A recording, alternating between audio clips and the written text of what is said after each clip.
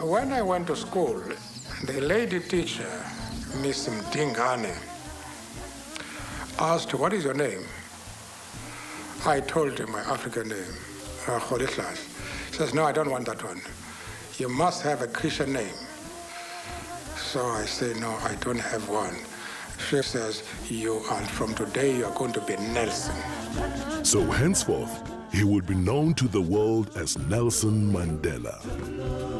As the son of a chief, Nelson Mandela had access to the best education available to black people in South Africa at the time. Studying at Fort Hare University, where he first became involved in student protest, his refusal to accept injustice, unfairness, and inequality would last a lifetime.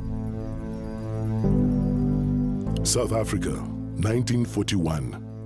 In his early 20s, Nelson Mandela moved to Johannesburg, where he first encountered the racial discrimination that would later become entrenched in law by the apartheid government.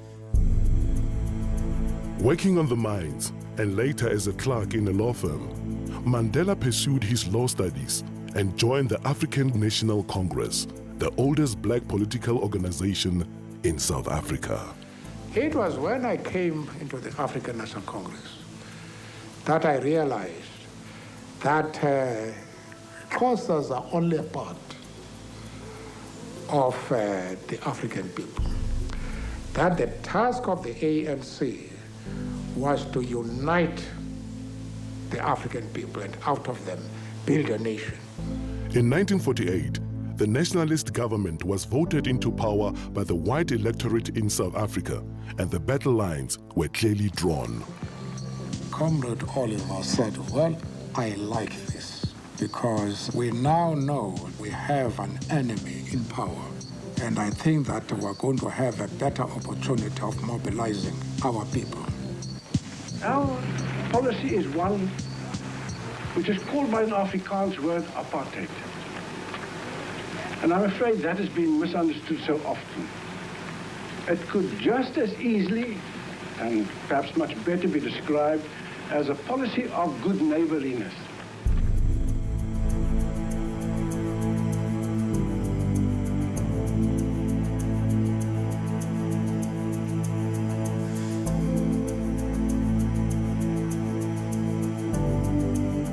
In 1955, the ANC and other organizations called upon people of all races to gather in Kliptown to approve the Freedom Charter, a blueprint for a free, democratic, and multiracial South Africa, in which all races would be treated equally.